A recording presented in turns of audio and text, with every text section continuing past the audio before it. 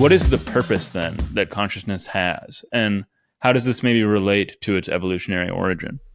Okay, thank you. Let me start by saying that the fundamental difference between living and non-living things is that living things resist the second law of thermodynamics. In other words, they don't dissipate. They don't just equalize with their environs. They work at staying within certain parameters. So, for example, we have to stay within a certain temperature range. We have to stay within a certain oxygen range. We have to stay... Oh, is that a hand up?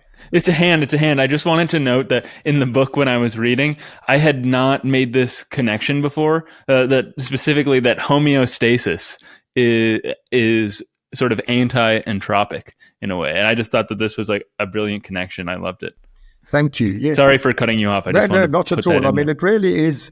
it's a fundamental point that there is literally no living thing that is not governed by homeostasis. It is what distinguishes us from non-living things, that we are actively working against entropy and seeking to stay within what are our viable bounds.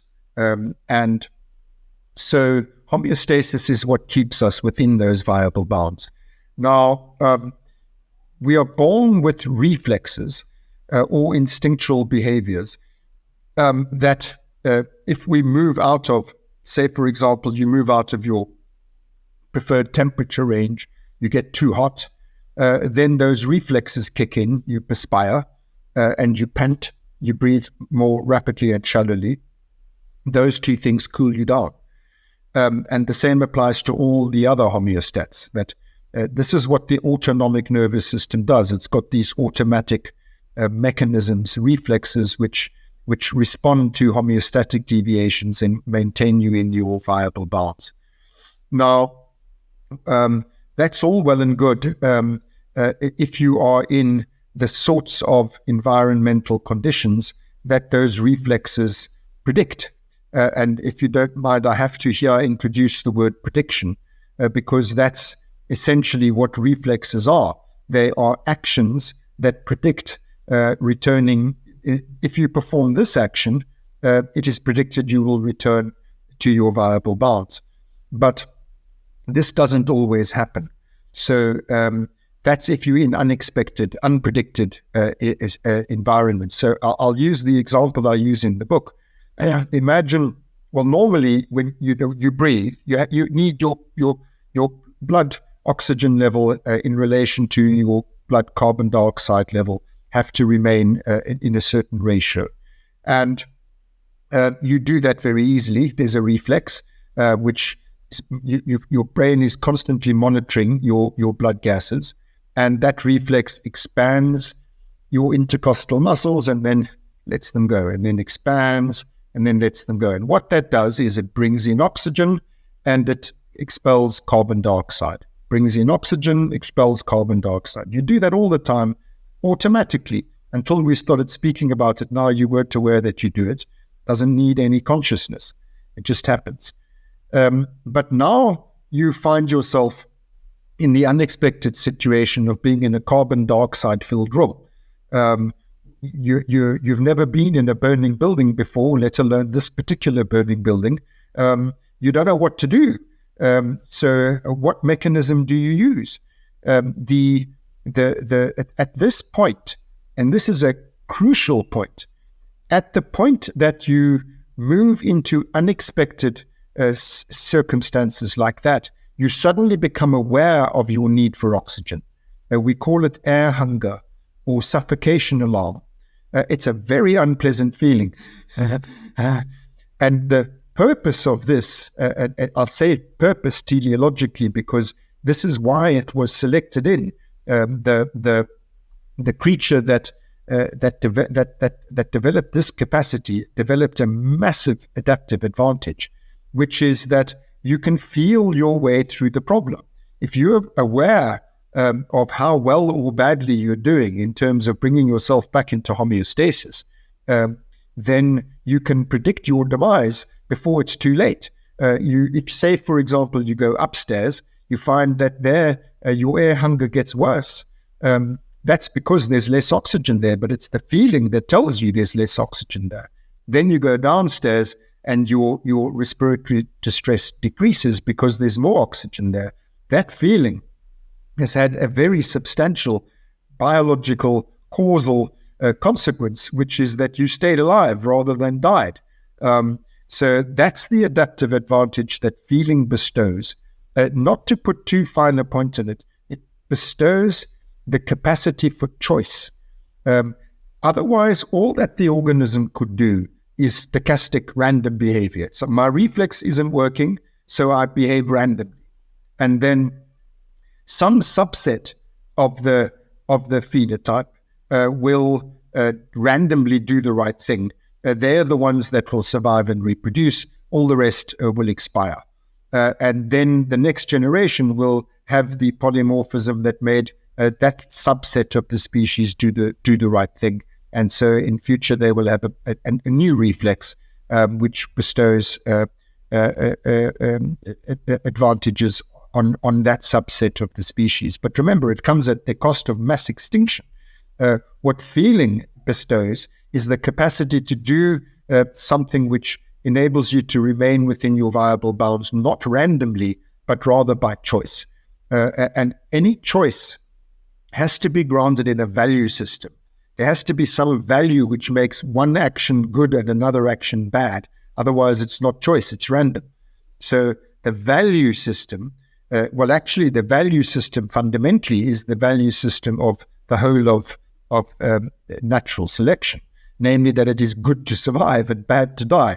So that value system is broadcast subjectively, and please note, it's broadcast subjectively to the organism. This is going well for me, or this is going badly for me. The feeling tells you you've made the wrong choice, so you change your mind and you go the other way, and then the feeling tells you you've made the right choice. So feeling underwrites choice, which in turn yields voluntary behavior.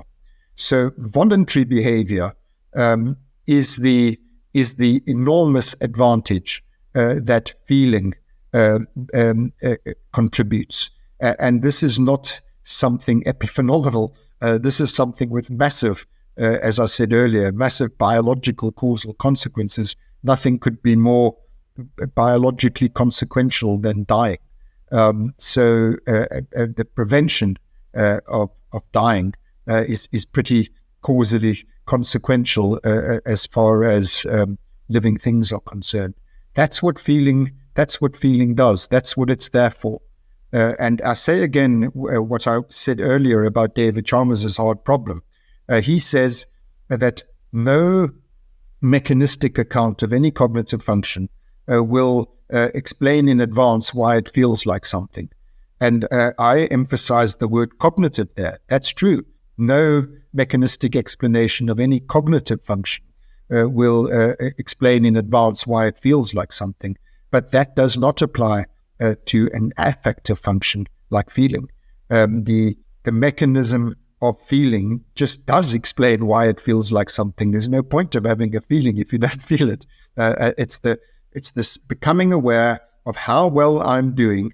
I need to emphasize again that it is intrinsically subjective. It's only of the values I speak of are only valuable to the organism. It's not something that applies to the universe. It's something that applies to me. How well am I doing in terms of my survival? And so I'm monitoring my oxygen level and feeling it. In other words, bestowing value on it so that I can make choices about my behavior.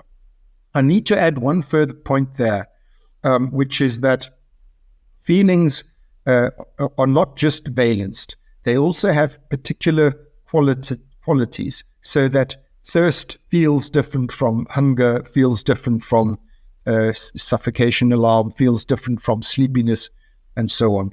And that's because we have multiple homeostats in our bodies, in our brains. That's because we don't just have some overarching thing called need to survive. It is compartmentalized in terms of need for oxygen, need for water, need for sleep, need for this, need for that. And you need to know which need is out of kilter. So you have to treat each of these needs as categorical variables. Forgive me just for a moment going a little bit into math there. Continuous variables are reducible to a common denominator. Categorical variables are not. 8 out of 10 of sleep and 8 out of 10 of thirst are not the same thing. It's not 16 out of 20 of total need. You have to treat them separately. You have to both sleep and drink. You can't say, well, I'll reduce my total need by only sleeping. I'll skip drinking. You'll die if you do that. So these different needs have to be treated as categorical variables, and categorical variables are qualitatively distinctive. As I said, 8 out of 10 of sleep and 8 out of 10 sleepiness and 8 out of 10 of thirst are qualitatively different. So these needs that are broadcast in the form of affect are not only intrinsically valenced, in other words, they have an intrinsic goodness and badness for the organism, to the organism, but also they have an intrinsic quality. They are intrinsically, necessarily, qualitatively distinctive. So why I'm banging on about all of this is I'm trying to show that a mechanistic account of how feeling works just naturally gives rise to all of the phenomenal properties that we associate with qualia, which are supposed to be irreducible to mechanistic accounts.